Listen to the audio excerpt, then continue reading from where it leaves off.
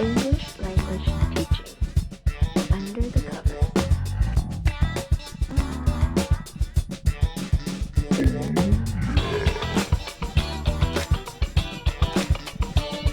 Hello and welcome back to ELT React, where we, education professionals, look at the good, the bad and the ugly of teaching scenes on the internet. And today we are going to be looking at a very famous teacher that has been teaching for many decades now, over many movies, Indiana Jones.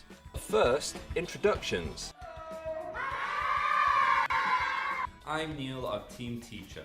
Hello everybody, it's Professor Leach. Rich, I watched the latest movie and I saw a whole bunch of exposition at the beginning of the Indiana Jones movie where he's just lecturing and stuff like that, and I'm like, this is another example of that classic idea of teaching. And I say, well, why don't we delve back into some of the archives, kind of like teaching archaeologists, and review some of his more classic teaching scenes. But before we jump in, what do you have in your mind as Indiana Jones as a teacher? Because he's Professor Jones, much like yourself, a professor. Dr. Jones, isn't it? Isn't Isn't that a song? Dr. Jones, Dr. Jones, calling Dr. Jones. Do you know that? He's a doctor, Dr. but Jones, you also Dr. call Jones, him professor wake as well. up now. Yeah, I think that's a university thing, isn't it? Do they call him professor as well? Is he Professor Jones? Yes, I believe All right, so. okay. What do I have in mind? Well, let's think about the Indiana Jones character. What's he all about? He's kind of a puzzle solver. Yeah. And a bit of an action man. He's like an action man, a puzzle solver, and he's like really cocky, right? He kind of fights people. Yeah, he's kind of a bit smug, a bit arrogant, but he Yeah, knows yeah. his stuff. And, Yeah. you know, he's got a sense of right and wrong. He's adventurer. He does like the half smile, doesn't he? Or whatever, like half his face smile. Is that what he does? He does Is something that like a grin or a cocked? I don't know how to do the Harrison Ford smile. Yeah, he does something like that. So, I imagine he's one of those teachers that kind of shows off and goes, as you'll see, if you look at the end of this, you'll notice something that's quite funny. Yeah, puts a like one full of those stop on the movie, board. one of like those movie scenes where they do like the flash thing. You know, like if it's a science teacher, they do an experiment and everything, and it goes poof, and the kids go, wow. He'll do that, but with the archaeology. Yeah, and he wears pants that are a little bit too tight. I thought that was just you. You might just be mixing up your professorships. Yeah. So this clip is actually from Last Crusade, I believe. Raiders of the Lost Ark, it's one of my favorites, and I think there are other examples, but this one is I think one of the classic scenes that people remember when they think of Indiana Jones in the classroom. So should we have a look? Neo, meaning new, and lithic. I-T-H-I-C. Meaning stone. This is kind of exactly what I expected. Neo, meaning new, and lithic, L-I-T-H-C-I-C, ha ha ha, meaning whatever he said. And then turn around and look. We just go back a little bit. I see. Oh, is that a half smile? Meaning stone. It's like, I've just put something on the board and it sounds great. I'm awesome. And he kind of looks over. That's right. Neo means new. All right. All right, let's get back to this site. Oh my God, they even did my all right. All right, let's get back to this. Contains a central passage and 3 chambers or cysts. Don't confuse that with robbing, in which case we mean the removal of the contents of the barrel. What the hell's This going site on? also Walking into a demonstrates- class like that. one of the great dangers of archaeology, not to life and limb, although that does sometimes take place. I think university a bit different, right? I mean, yeah, if it was some other kind of class, you wouldn't want someone just walking in without knocking or something. But university, it's a lecture, isn't it? So Oh, you, yeah, okay. I'll give it that. But if it's a university, it's a lecture. What the? I mean, it's an archaeology course. What the hell's he doing? Like explaining what Neolithic is. Shouldn't that be like something that was taught maybe a little bit before university, in like history, like you would have in high I school think, or something? No. Is Neolithic well, really I mean, university I level? guess you would expect. Yeah, I suppose you're right. It's not. It doesn't particularly seem that clever, especially at this university, which is what, like Harvard or something, Something like that. or I don't Oxford, know. is it? Whatever it is. Yeah, some bullshit. What, yeah, you would probably expect that all of these students are going to know what neo and lithic means. I guess that was more for the audience than the students. Yeah, He's savvy. yeah, He's savvy. He's savvy. There's a indeed. reason you're a professor. That's right. It would be appropriate for our students, of course, because helping them to understand the connection between morphemes and the meaning of those morphemes, such as Hmm. neo, can be really useful for them. It can help them to identify the meaning of words that they don't know, and also help them to construct and guess words that may or may not exist, and nonetheless would make sense even if they don't exist. Yeah. Like Have you if I say I'm ever going to have a have you ever dabbled in like going down that, was it etymology route? Like, and kind of like touching a bit on Latin and like root words and stuff like that. Is that something you ever delve into with your classes? yeah, A 100%. But linguistic archaeologist. yeah, that's right. A linguologist or an archaeologistician. I do indeed do that, although not necessarily to a huge historical extent where you're like, oh, this was originally a Nordic word that was mutated by French, and then you don't need to say all that stuff. But I will often say, yeah, neo means new. And you can sometimes take it one step further and say whether it's Greek or Roman or something like that. I don't really think most of the students take in that extra information. So I'm not sure that it'd be right to actually call it etymology. I think it's more just the meaning of morphemes. So it's just, oh, neo. Neo means new. Hmm. Right. What other words do you know with neo in them? Right. And then the Hmm. students try and think about that. Neo is a difficult example for my students right now. So it'd probably be more stuff like ology. Like, right, tell me all the words you know with ology, because ology is the study of. So we got biology, geology, da da da da da. And then you Hmm. say, oh, well, if we know that ology is the study of, and you know what biology is, what do you think is bio? Oh, bio is, of a creature, of an organic thing. So then you say, right, well, what other words do you know with bio?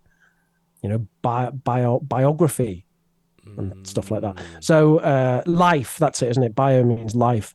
So I find that can be quite an interesting activity, kind of exploring the language as a linguologist. Um, well, exploring the language can be fun anyway, and it can really help students understand stuff. But I wouldn't go into great detail as to whether it's Greek or Roman or whatever, Yeah. because most of the time they'll just forget it. I know some people who do go into a bit more detail of the history of the word, and I think it can help Hmm. occasionally, but I've personally always found it a bit hit and miss, rather like using mnemonics. I Hmm. find it very hit and miss. Mm. Sometimes it's great, and other times you're just spending ages trying to find a mnemonic.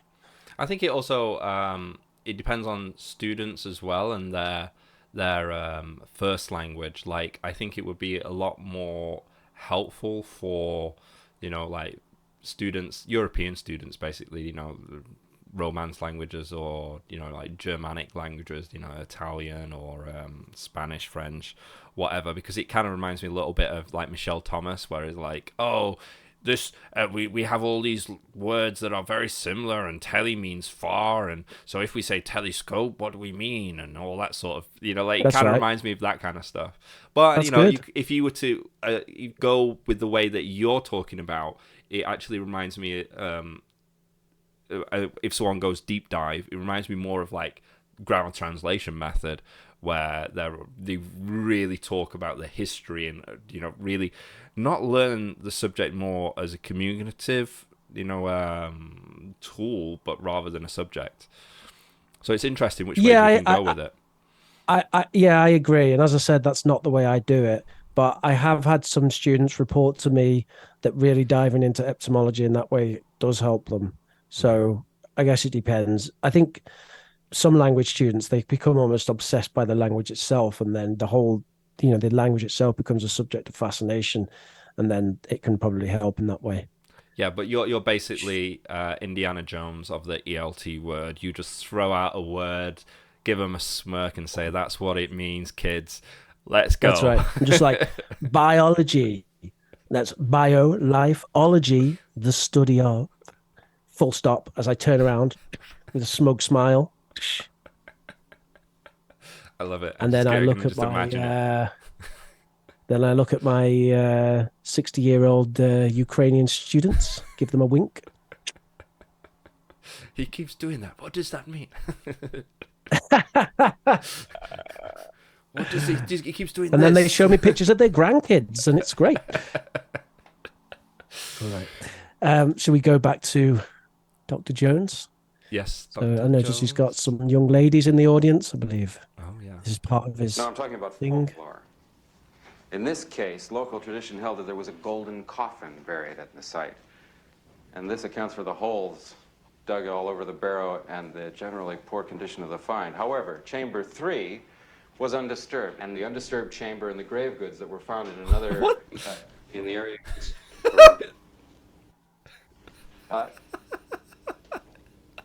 Reason to date this find as we have.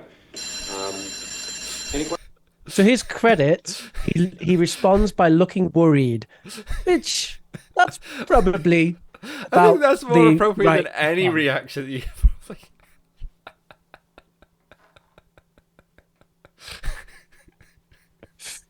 Yeah. I would be terrified. It's university though, Neil. I mean, even today, I think a lot of universities do not necessarily have a policy about professors and students. I know, college. She obviously. wrote it on her eyes, Rich, on her eyelids. But this was before, people had pens. Oh, no, wait. This was, I don't know. Yeah, I guess you're right, actually. It is a bit strange. Yeah. That's just, I didn't really think about that. I don't know. It's she's like a psycho. Is that what you're saying? Yeah, I think so. It'd be less psychotic for her to chuck her panties at him. I think at this point, I think I could see like a next level of that as being just kind of like her flashing him, and she's got a tattoo or something like that, like on her of his face. Yeah. Okay, yeah, I see what you mean. Yeah, I guess that's why he does seem kind of terrified. I like how you just walk it off, though. You're just like, yeah, he's a little bit worried, but it's to be expected. I've dealt with many things just like this. Yeah, well, I've heard it's a real issue for English language teachers who teach for extensive amounts of time in Japan. That apparently there's a bit of there's a common theme of getting stalked by students. Oh, really? Oh yeah, do you know this? No, they will actually follow you back to your. I mean, this is just what I've seen on TEFL forums. Some of the ladies will follow. This is specifically the ladies following the men. They'll follow them, find out where they live, and then stand outside their house. Not knock on the door or anything, but they'll just sort of stand outside their house. Okay. At various times during the day. And what's the end goal? Do you know, like? Well, I think they're expecting you to go and talk to them, but they won't initiate. Right. Yeah, something like that. Okay. Yeah.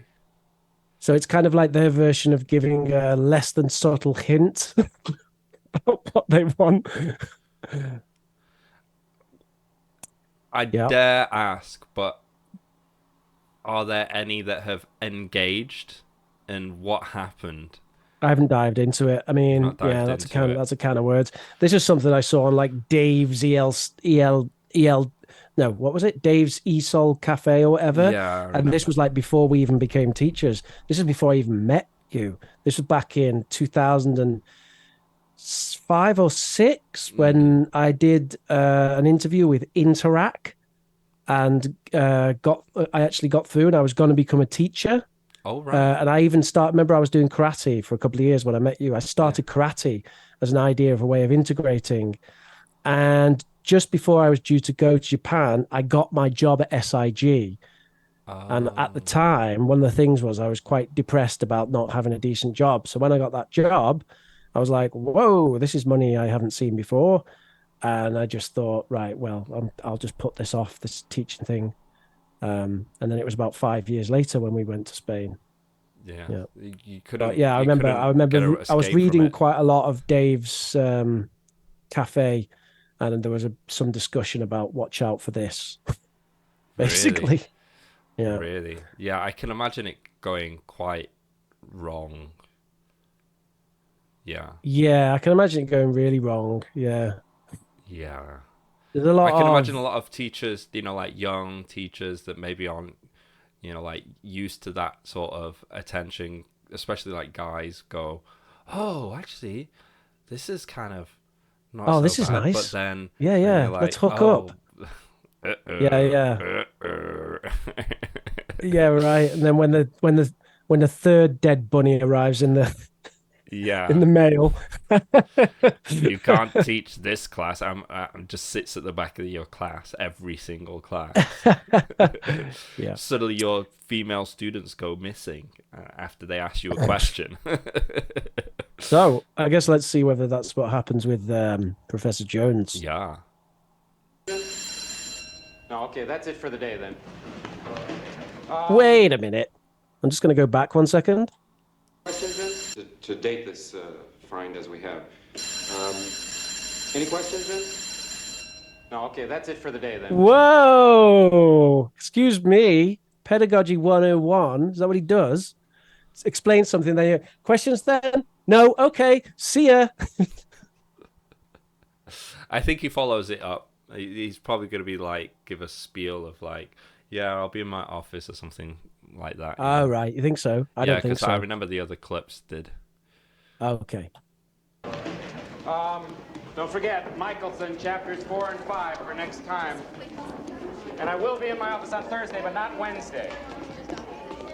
Yeah, but still, he actually said any question. You know, he was Yeah. inviting questions, but he gave them about probably not even a second. Questions then? No, okay. What do you think he Imagine would doing have that. done if someone asked him a question? Would he have answered, or would he just gone, see me in my office or something like that? That's an Yeah, interesting yeah. It's like question. no time for questions anyway. Yeah, I mean, to be honest, it is something that a lot of people do, and you fall into the trap of doing it. But even saying any questions and leaving a big gap, like if I ever say any questions, which I do, because everyone's lazy and it's the lazy question to ask. When I say any questions, I say any questions. You sure? And then I'll nominate some people. So I'll say like Vicky, questions. Yeah, Zach. I'll give them some time. And when you nominate as well, sometimes you nominate and they'll go, just like, how do you spell sausage or whatever? Yeah. I thought you were So if just you're gonna using do it as if a you're way gonna to do any assert your questions, dominance. if Jackie, you're gonna do it, if you're gonna do it, do you want to dance? Do you want to ask me a question? No, you don't ask me a question because I'm the man. I explained. I taught you everything. You don't need to know anymore. if you're gonna say any questions, you've got to leave it hanging, and then do a bit of a nominate as well. But really leave it hanging, right? Yeah. You whip it out, leave it hanging. That's what you've got to do if you're going to say any questions. You just And a smirk as you leave it leave it hanging. hanging. 5, 4, 3, 2, 1. Give them some eye contact. Okay, moving on. And if you're not going to be lazy and say any questions, then of course you will concept check instead, and concept check on the things that you think the students will have doubts about. That's how you do it. That's how you do it. I guess someone told me that's how you do it. Right. So, Dr. Jones needs a bit of work on his pedagogy. That's the end of the teaching section. That's Okay. the end. That's the famous clip scene of this girl with the Right. "love you" on the eyelids flashing Right. him. So where basically, he's like, yeah. he's a smarmy, young, attractive, know-it-all professor who his students kind of gaze at lovingly and flirt with in a marginally psychotic manner. He spends his time showing off his amazing knowledge and then gives less than a second for questions. Well, that's enough about the self description, Rich. What do you think about what do you think about Indy?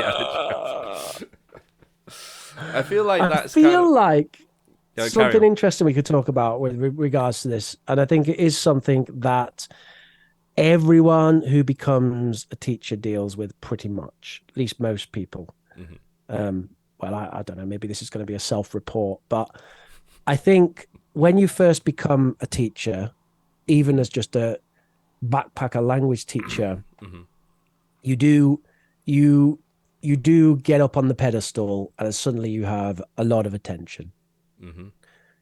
You got the attention of a lot of people and you are the interesting person in the room to most students. You know, they're interested, they want to know about you. You have a chance to sort of present yourself in whatever way you want. And I think that everyone as a teacher has to deal with that in some way. Some people, I think, don't deal with it very well. Some people don't deal with it. And most of us, if we carry on being teachers, you know, we have to face it. We have to face the idea that, look, I'm here to teach these students, not to get some sort of a ego trip or like start feeling good about myself because I'm so cool and everyone's interested. My students are all interested in me, you know. But it's not. I think it is natural to go through that. I think it's natural to go through that, especially when you're a new teacher and you get up there and suddenly you're like, "Whoa, everyone wants to hear what I have to say." Well, yeah, obviously you're the teacher, right? You know. Mm-hmm. I don't know. What do you think? Does this make sense? What I'm saying? I agree with you, and I think it's there's a whole aspect of teaching that's kind of rarely the dynamic is not as talked about in that it's there's a hierarchy, right? And the teacher is at the top regardless, you know, if they want to be. They are the person that runs the class. They have to be. But in this artificial hierarchy, there are certain social benefits to it that kind of, this is why you have these situations, because, you know, where you know, especially with men, I feel is, you know, when you are kind of like the top of the social ladder, that's kind of when the guy has the most, can be the most attractive, right? You know, we look at celebrities, it's the male celebrities or the best player on the team or what have you. So this kind of artificially creates this, and especially if you have like a teacher that's kind of like not accustomed to that, it could be, I could see it being intoxicating. But you have to go through that process of, you know, kind of being able to reflect and go, well, you know, this is artificial, it's not a reflection of the real world, and if you lean into that, you're likely not actually teaching correctly. You're not keeping in mind, you know, what's best for the students and for their learning. So you have to separate yourself from that, and, you know, be very, it's like Spider-Man, you know, like with great power comes great responsibility. You have to be really responsible, but you can use it, I think, if you are someone that's, you know, attractive, or, you know, even if you aren't, you know, attractive, and you still have that, you can still kind of lean into it in a way of getting people interested.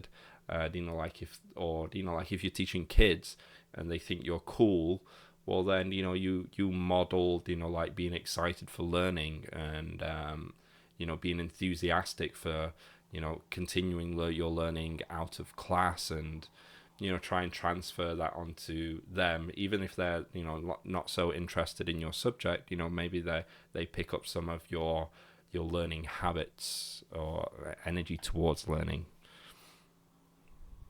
Yeah, I mean that's it's difficult to treat those as the same kind of thing, but I guess there are some similarities there. There's definitely something that happens also, yeah, with kids, for sure. I remember teaching at the British Council when I was teaching quite a lot of like 9 and 10-year-olds, and they start to think you're a hero, I think is the best way of putting it. Yeah. They think you're like kind of a superhero, especially the younger kids, and they really, really, if you're having good classes, right, they will really, really like you. And then they have Teachers' Day as well in Vietnam. And they would come in and bring all these presents. You can tell the kids really, they really mean it when they give you like, oh, teachers, this, thank you so much. They're being genuine about that. So that might be a bit of an Asian thing as well, the way that kids have respect for their teachers. But then the adult thing is different, and it's different in a lot of ways. But obviously, there you also have this element of attraction. Especially, you were indicating the stereotype there as being the kind of male to female, and men who have attention and power will tend to be more attractive to women as a stereotype. It does work the other way around. I'm just speaking more to my own experience, But well, yeah, I think you're right. It can definitely be the other way around as well. I mean, we don't need to fluff it up too much. It does happen the other way around, It does. But it's the exception that proves the rule, in my opinion. So it happens the other way around, but that way is the way it does tend to happen. And you spoke about it being sort of synthetically created. Well, I'm not so sure. Synthetic as in it's, like if you were to meet these people in a bar, right, you wouldn't have that. But you're because of the situation you're in, you're put in a higher position that you would not normally occupy. Okay, yeah, but let me give you some other examples, right? Let's imagine a rock star, right? And rock stars obviously incredibly attractive, especially that sort of dynamic. But, if someone just walked into a bar and you didn't know they were a rock star, right? They were just in their kind of casual clothes, would it be the same? I think I see what you mean there, and I think that kind of comes down to that particular rock star, right? Like if you're that person with a presence, the rock star that you're like with a presence, and then there's a person that's just like a rock star, but you wouldn't know if you were just to see them because they don't. However, it's the way that they carry themselves.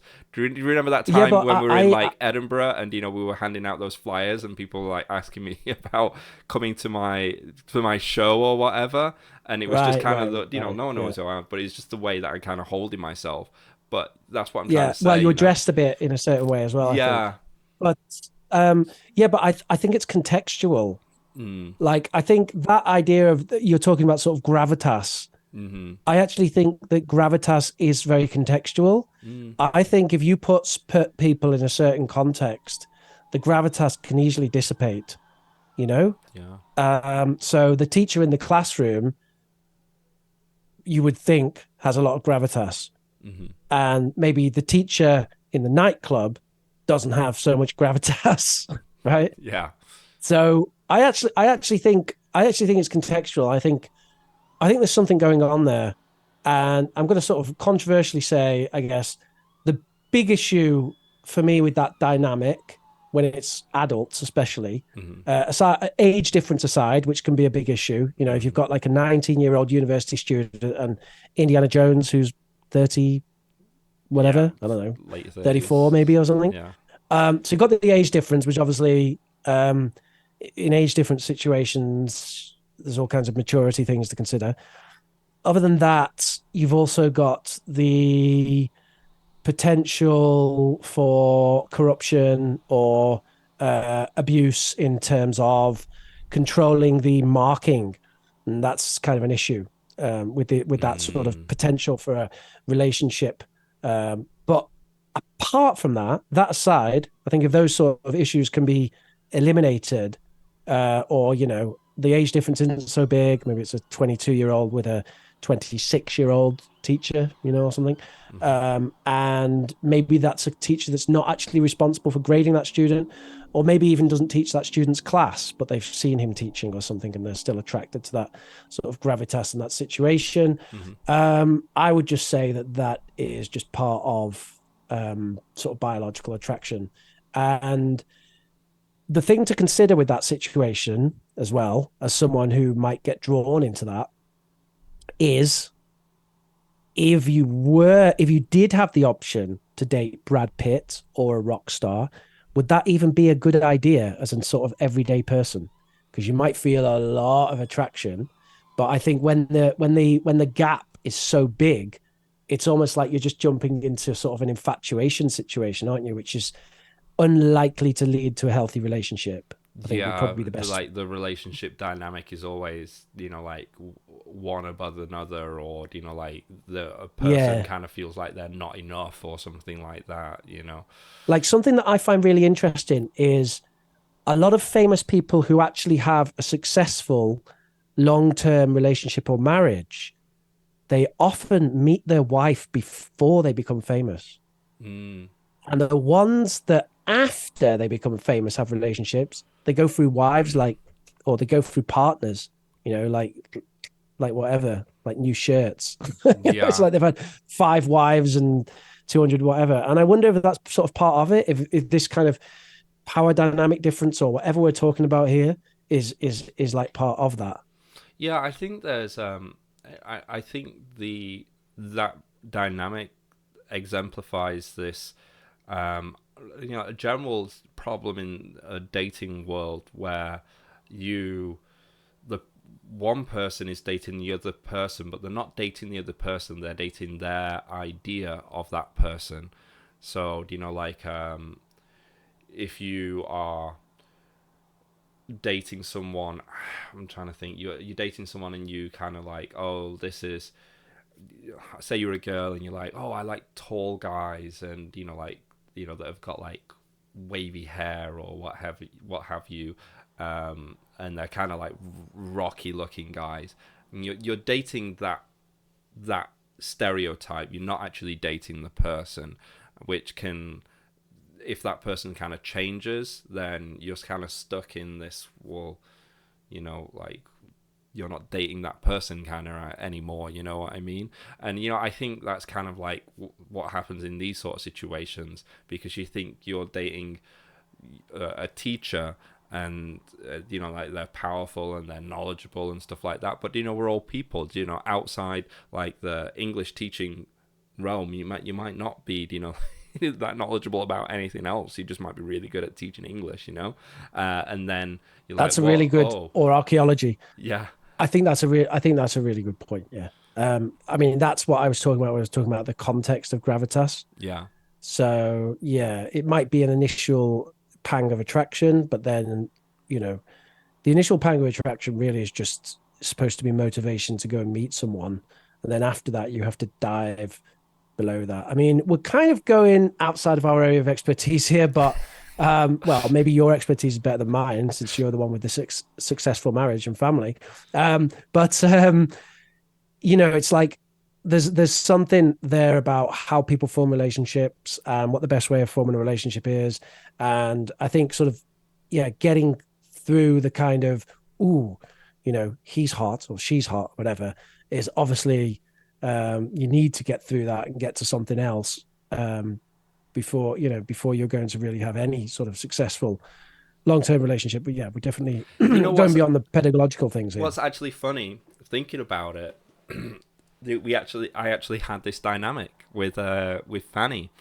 I don't know if I've ever told you about how we met. So she, I was on a dating app. I can't remember which one it was, and she reached out to me on the dating app, and she's like, I see you're a teacher.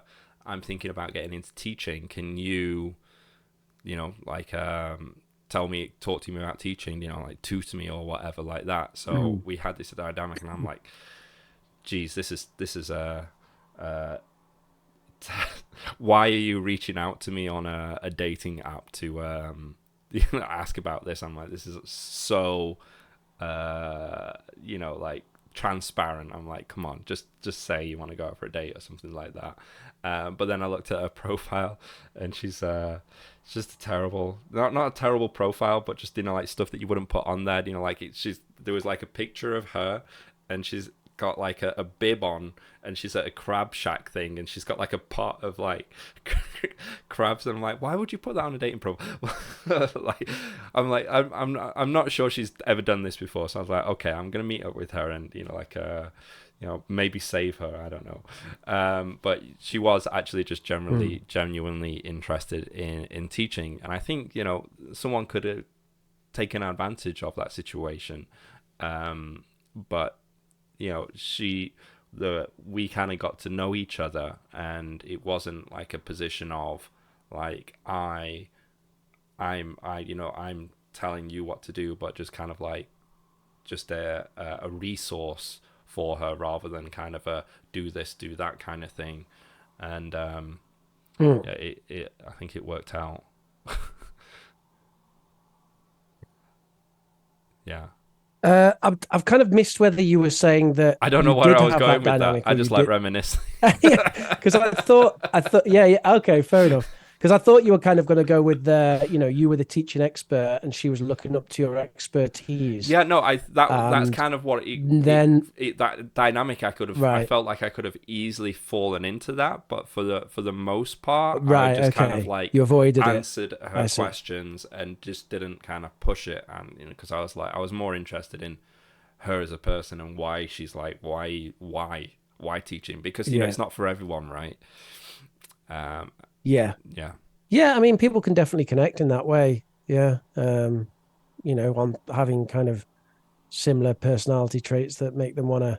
Yeah, because obviously you had a thing where you wanted to travel a bit more, didn't you? And I guess if someone wants to be a language teacher, one of the big motivations is traveling. Yeah. So I guess you'd find some sort of common interest and stuff based upon that. And that's where that's where we mostly connected.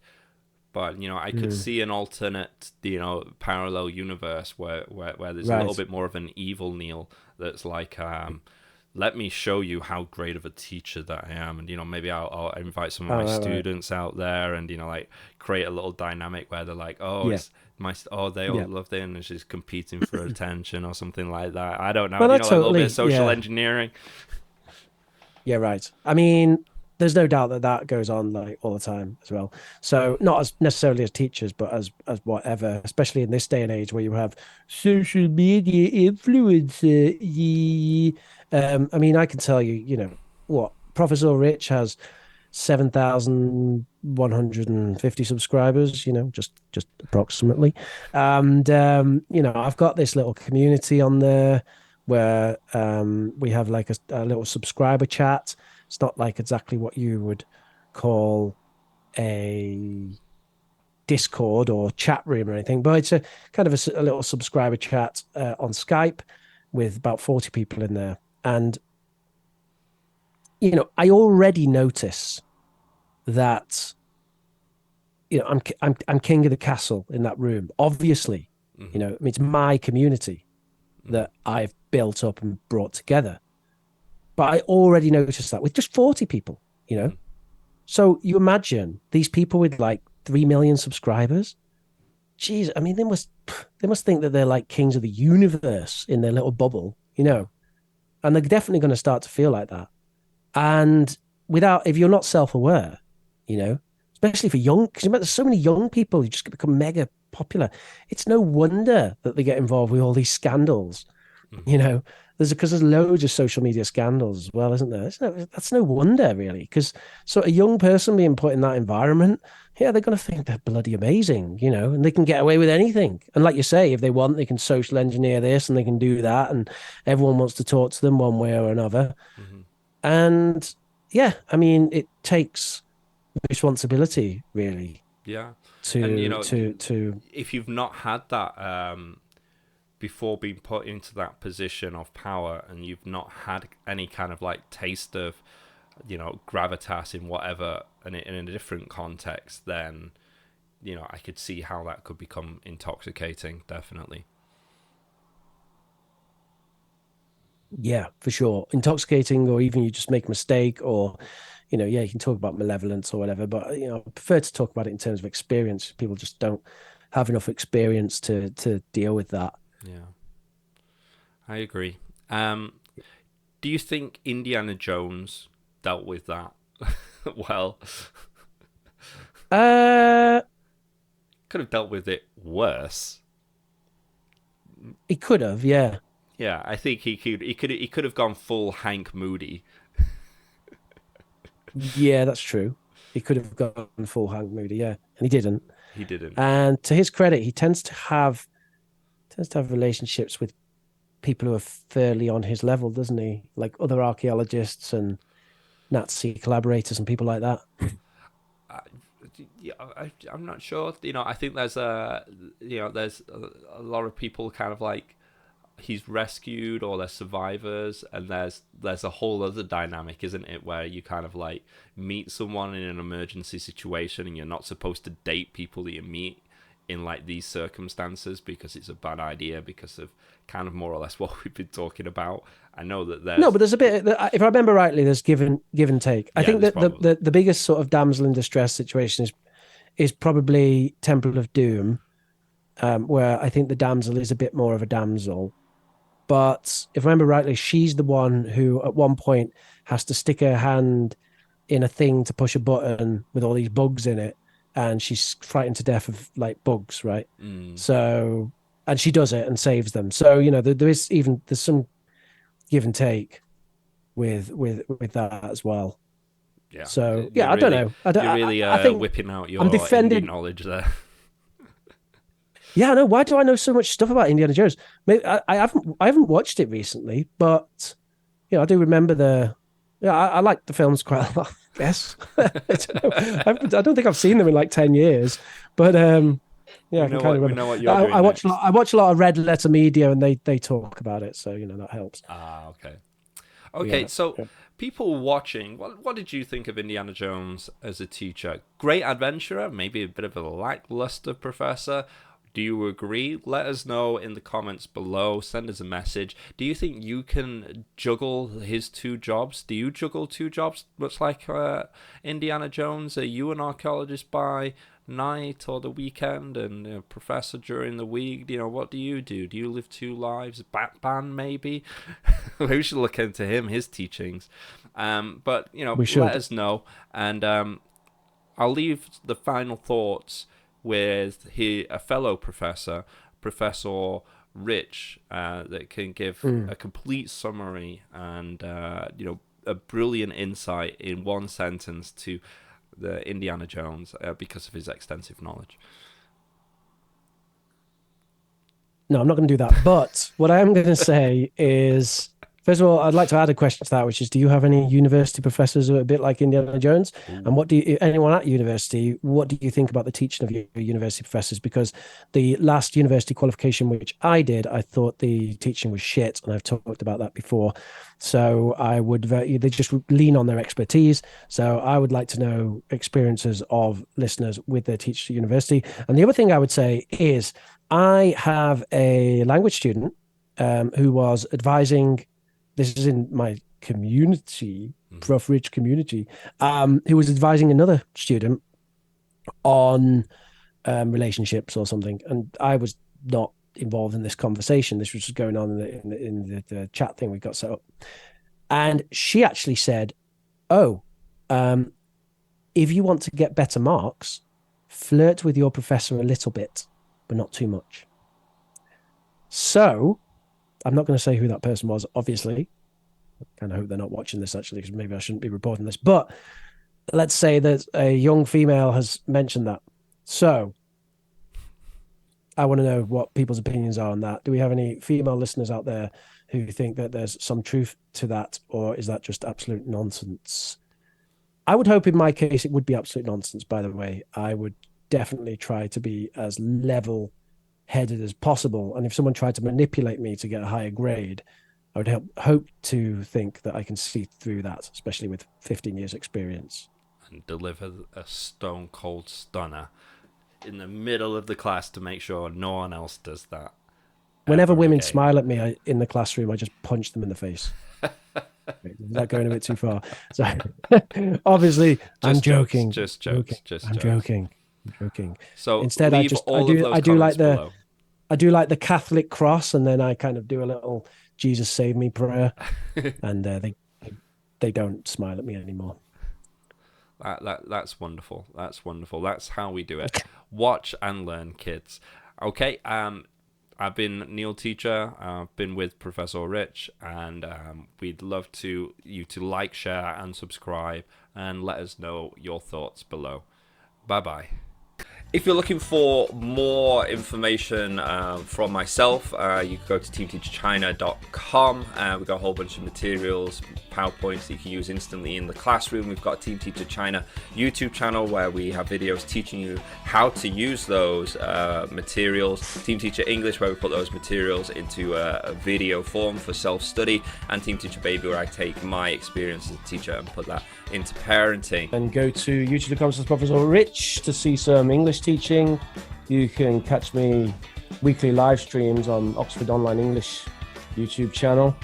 Oh, and also you can do a YouTube search for POG Space UK, and you would get my alpha version of my new gaming channel, which actually just have some trial content on there at the moment. You can email us here at eltunderthecovers@gmail.com if you have anything you'd like to contribute to the show. Smash that like button, share and subscribe. And watch 100% of the video and don't click off. Thank you. Bye.